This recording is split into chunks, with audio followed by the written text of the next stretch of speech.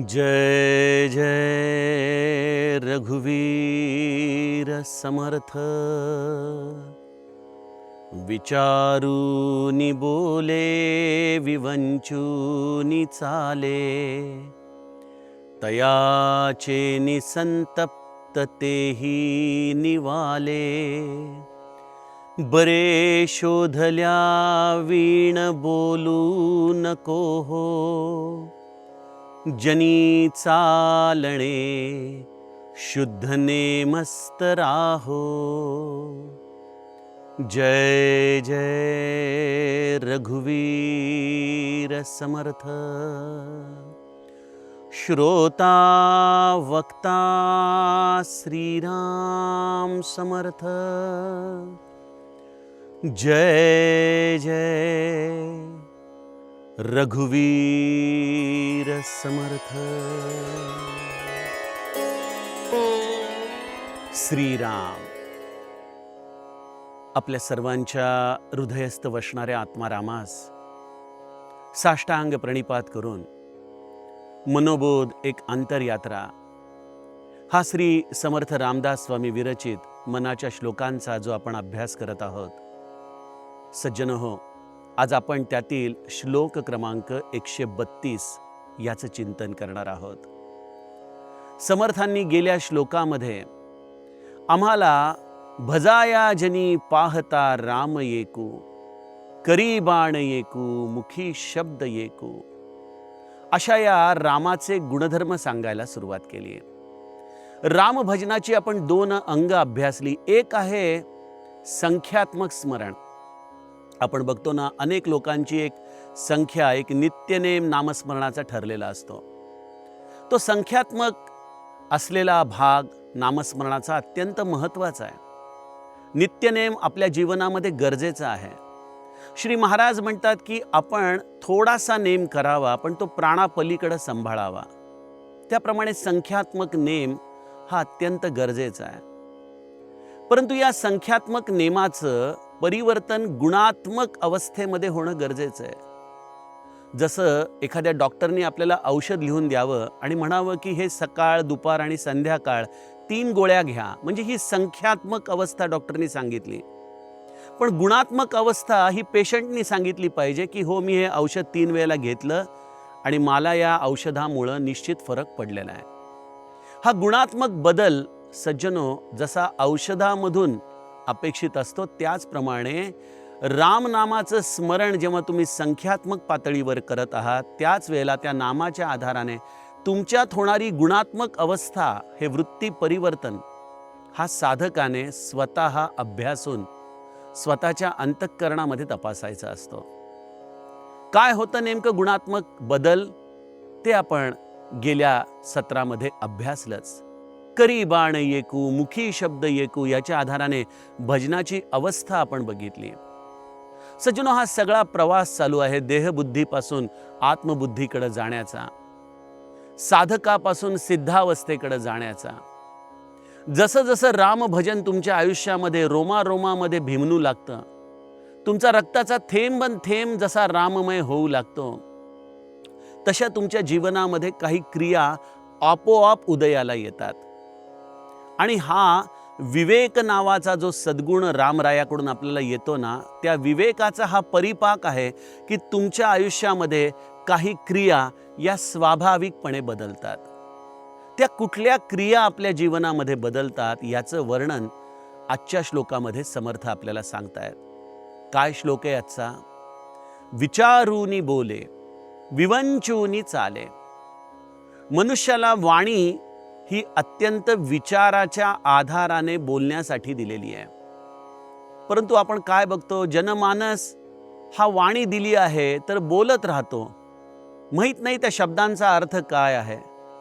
माऊली हरिपाठामध्ये म्हणते ना, अनंत वाचाळ बरळती बरळ, त्या कैसा दयाळ पावे हरी। तशी या सृष्टीमध्ये अगदी पक्षी प्राण्यांपासून प्रत्येकाचं हे निरंतर वाणीचं कार्य चाललेलं आहे। आपण काय बोलत आहोत, त्याचा अर्थ काय आहे, त्याची अनुभूती काय आहे, या सगळ्या गोष्टींचा विचार न करता जीव हा निरंतर बोलत राहतो। परंतु जो रामनाम घेतो त्याच्या जीवनातला हा गुणात्मक बदल असा आहे की तो विचारूनी बोले. तो प्रत्येक शब्द हा विचार करून बोलेल. बघा, शब्दाच्या मागे विचार करणं याचा नेमका काय अर्थ आहे? मी आपल्याला सांगितलं की रामाचा एकवचनी होणं म्हणजे काय आहे. ते सत्य असलं पाहिजे, ते मधुर असलं पाहिजे, ते मनुष्याच्या अंतःकरणाला न दुखवणारं पाहिजे. ह्या जशा गोष्टी रामवचनाच्या अपेक्षित आहेत ना, त्याचप्रमाणे साधकाने पहिली गोष्ट कमीत कमी शब्दामध्ये आपलं म्हणणं मांडावं. विचारूनी बोले ह्याच्या मागं आपण एक महत्त्वाचं सूत्र बघतोय की किमान शब्दामध्ये आपण आपलं मत मांडावं. दुसरी गोष्ट, जिथं आवश्यक आहे, जिथं विचारलं आहे तिथंच आपण बोलावं. रामायण ह्याला फार आदर्शभूत असं आपल्याला पुराणशास्त्र उपलब्ध आहे. अगदी बिभीषणाचा आणि रावणाचा संवाद देखील जर आपण रामायणामधला तपासला तर बिभीषणाने देखील बोले बचन पायी अनुशासन, जेव्हा रावणाकडून विचारलं गेलं तेव्हाच बिभीषण बोललेला आहे. आपण कदाचित अनेकदा बोलत राहतो कारण उपदेश देणं कदाचित आपल्यापैकी अनेकांना हा जन्मजात अधिकार वाटत असतो. परंतु सज्जनो, विचारूनी बोले यामध्ये आपण किती बोलत आहोत, आवश्यक बोलत आहोत का, समोरची व्यक्ती त्या रिसीव्ह करण्यासाठी तिची मानसिकतेमध्ये आहे का, आणि त्याही पेक्षा पलीकडं आपण बोलण्यामध्ये जी ऊर्जा वाया घालवतो ना, ती जर आपण नामाकडे वळवली तर सज्जनो, नामाच्या राशी पडू शकतील. रमाकांत एकांत काळी भजावा, आपण मागच्या श्लोकामध्ये हे सूत्र बघितलंय. मग यासाठी आपल्या वाणीला मौन देण्याचा प्रयत्न करावा. बघा, जे लोक व्यायाम करतात त्यांना हे उदाहरण कळेल. ते व्यायाम केल्यानंतर ज्या अवयवाचा त्यांनी व्यायाम केलेला असतो त्या अवयवाला दुसऱ्या दिवशी सुट्टी देणं गरजेचं असतं. का? कारण त्यामध्ये जे रप्चर झालेले मसल आहेत त्यांना रिकव्हरी लागते. मग मला सांगा, या जिभेला कधी व्यायाम आपण केल्यानंतर आराम देणार हो? हा जीभ देखील सतत बडबड केल्यामुळे दुखत नसेल का? तिला देखील विश्रांतीची गरज नसेल का? अर्थातच. त्यामुळे मौन हा आपला स्वभाव झाला पाहिजे. आणि दुसरा गुणधर्म समर्थ म्हणतात विवंचूनी चाले. विवंचूनी म्हणजे अर्थातच या प्रत्येक कृतीमागं त्याच्याकडे एक विचारधारा आहे, एक विवेक प्रधान असा विचार त्याच्या जीवनाच्या प्रत्येक कृतीचं मार्गदर्शन त्याला करतोय. आपला रामराया देखील जेव्हा अरण्यामध्ये चालला होता तेव्हा विश्वामित्र मुनींच्या आश्रमामध्ये तो गेला आणि त्याने विश्वामित्रांना विचारलं की मला आता आपण पुढचा मार्ग दाखवा. विश्वामित्रांनी आपले 4 शिष्य त्याच्याबरोबर दिले आणि त्या 4 शिष्यांनी रामाला दिशा दाखवली. जगद्गुरु तुकाराम महाराजांचा एक अभंग स्मरणामध्ये येतो. ते म्हणतात, अवघा तो शकुन हृदयी हरीचे स्मरण, त्याच्यासाठी सगळ्या दाही दिशा, तुका म्हणे हरीच्या दासा शुभ काळ दाही दिशा. हे अगदी खरं आहे. हरीचं चिंतन करत असताना दाही दिशा या तुमच्यासाठी शुभ होतात. परंतु त्याच हरीच्या स्मरणातून येणारा विवेक आम्हाला हे सांगतो की जीवनामध्ये कुठलीही कृती करत असताना विवंचूनी चाले ही भूमिका आपण ठेवली पाहिजे. विचारपूर्वक चाललं पाहिजे. बघा, अनेक लोक जीवनामध्ये काहीतरी आतताई कृत्य करतात. कुठलं ना कुठलं तरी असं कर्म त्यांच्याकडून घडून बसतं जे त्यांना नंतर पश्चातापाचं कारण ठरतं. असा पश्चाताप आपल्या कृतींचा होऊ नये असं वाटत असेल तर रामभजनामधून आपण प्रत्येक कृती करताना विचारपूर्वक केलं पाहिजे. बोलणं देखील विचारपूर्वक केलं पाहिजे. विचारूनी बोले विवंचूनी चाले. आणि त्या व्यक्तीच्या असण्याने तो जो नामजप करणारा साधक आहे ना, बघा, प्रत्येक व्यक्तीचा एक ऑरा असतो, हे आपण जाणताच. प्रत्येक व्यक्तीची काही स्पंदनं असतात, काही व्हायब्रेशन्स असतात. काही लोक ही काही करत नाहीत, पण नुसतं आपण त्यांच्या सहवासात गेलो की आपल्याला आनंद वाटतो, प्रसन्नता वाटते. का बरं? याचं कारण एकच आहे की ज्याने हृदयाशी तो रामराया धरला त्याने त्या आनंद स्वरूपाला आपल्या हृदयाशी धरलंय. आणि जो आनंद स्वरूप आहे तो आनंदाचेच व्हायब्रेशन्स देणार ना, तो आनंदाची स्पंदनं देणार ना. त्यामुळे साधक कसा हवा? सगळ्यांना हवासा वाटला पाहिजे. त्याच्या कुठल्याही बोलण्याची कृतीची गरज नाही. बस तो आपल्या जवळ बसला तरी देखील आनंद वाटला पाहिजे. समर्थ तेच म्हणतात, तयाचेनी संतप्त तेही निवाले. बघा, ही सामान्य मंडळी संसाराने त्रस्त असतात.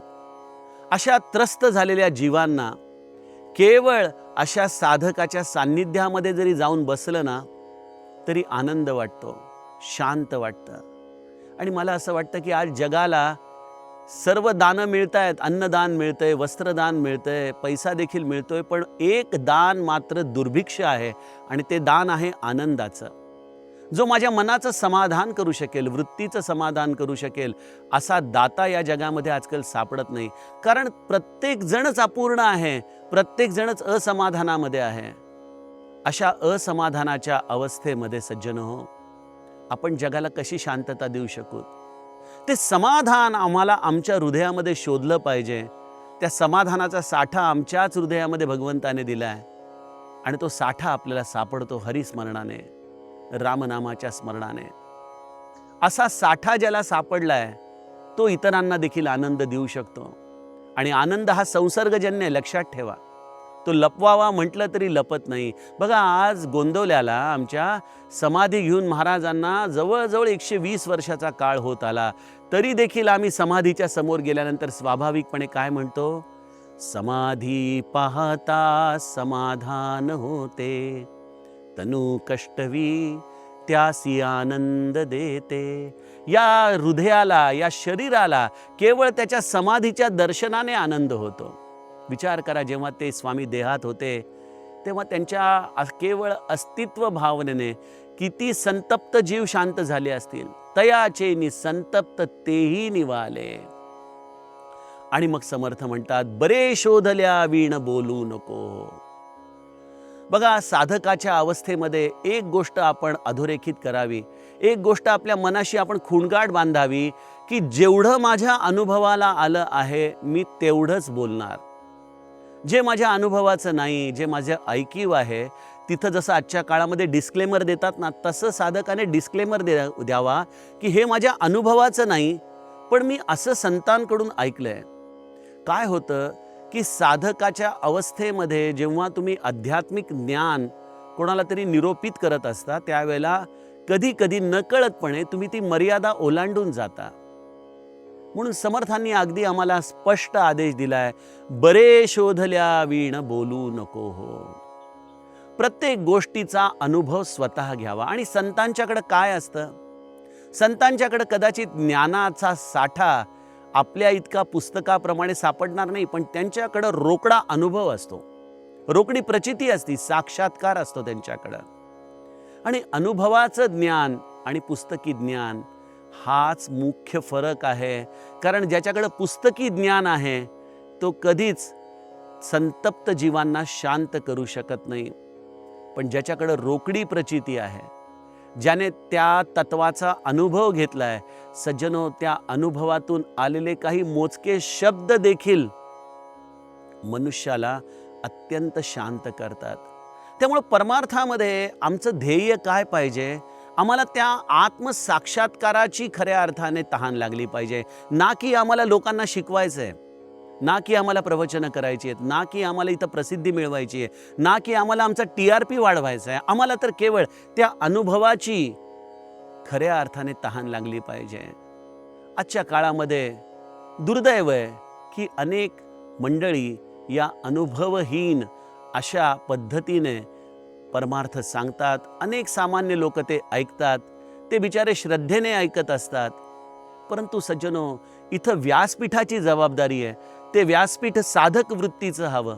जेवढं आपल्या अनुभवाला आलं आहे तेवढं आपल्या नावाच्या आधाराने, आणि जे आपल्या अनुभवाला आलं नाही परंतु संतांकडून ऐकलं असेल तर ते संतांच्या नावाने. अहो, इतकंच काय, मी तर बघतो अनेकदा काही इतर व्यासपीठांची वचनं ही आपल्या नावावरती खपून लोकांकडून टाळ्या घेण्याचा प्रकार अनेक ठिकाणी चालतो. सज्जनो, अशा पद्धतीने मला सांगा, आपण लोकांवरती प्रभावित करून काय साध्य करणार आहोत? काय प्राप्त करणार आहोत? ना त्या व्यक्तीचा काही त्यामध्ये फायदा आहे, ना ऐकणाऱ्या लोकांचा काही फायदा आहे. म्हणून समर्थ साधकाला अतिशय महत्त्वाचा संदेश देतात, बरे शोधल्या वीण बोलो नको हो. पहिले तर त्या अनुभवाला तू प्राप्त कर, आणि अनुभवाच्या पश्चात तुला बोलावंच लागणार नाही, तुझा अनुभवच लोकांना सांगितला जाईल. तुझा अनुभवच लोकांपर्यंत स्वाभाविकपणे ती तृष्णा निर्माण करेल. आणि चौथं तत्व समर्थ आम्हाला या रामभजनाच्या आधाराने साधकाने अगदी कटाक्षाने सांभाळलं पाहिजे, ते म्हणजे जनी चालणे शुद्ध नेमस्त राहो. बघा, पूज्य बाबांनी जे आमच्या श्री महाराजांचं नित्य प्रवचनाचं पुस्तक लिहिलंय ना, त्याच्या प्रस्तावनेमध्ये एक फार महत्त्वाची गोष्ट सांगितली आहे. पूज्य बाबा म्हणतात, व्याख्यान करणाऱ्या माणसाला तो जे काही बोलत आहे त्याचप्रमाणे वागलं पाहिजे याची काही गरज नसते. पण अध्यात्म निरूपण करणाऱ्या व्यक्तीला मात्र तो जे सांगत आहे त्याप्रमाणे जीवन जगावं लागतं. हाच व्याख्यानामधला आणि परमार्थामधला फरक आहे. अनेकांना व्याख्यानं आणि निरूपण ह्याच्यातला फरकच कळत नाही, कारण इथं निरूपण करणाऱ्या व्यक्तीसाठी ही किमान आर्यता आहे की जनी चालणे शुद्ध नेमस्त राहो. बघा, आपण याच अर्थाची एक ओळ आधी ऐकलेली आहे, आठवतीये का आपल्याला? समर्थांनी जी सेवकाची लक्षणं सांगितली आहे ना, की जगी धन्य तो दास सर्वोत्तमाचा, त्यामध्ये एक अत्यंत महत्त्वाचं लक्षण सांगितलंय, जनी बोलण्या सारिखे चाल बापा. तू जे परमार्थामध्ये बोलतो आहेस तू त्याप्रमाणे आचरण करून दाखव. बस, तुला त्यासाठी वेगळं मी काहीच सांगत नाही. जे तुझ्या आचरणामध्ये आहे त्याच पद्धतीने तू बोलावं, किंवा जे तू बोलत आहेस त्याच पद्धतीने तू तुझ्या जीवनात आचरणामध्ये आणावं. आचरण कसं असावं? जनी चालणे शुद्ध. आपण जसं दासबोधामध्ये 20वा दशक आहे, विमल ज्ञान निरूपण. विमल याचा अर्थ जिथं मळाचा अंश देखील राहिलेला नाही.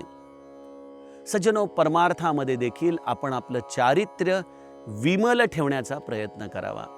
मला आठवतं, साने गुरुजींच्या आत्मचरित्रामध्ये एक असा प्रसंग आहे की स्नान करून आल्यानंतर त्यांची आई श्यामला म्हणते, अरे श्याम, तळपाय पुसलेस का बाळा?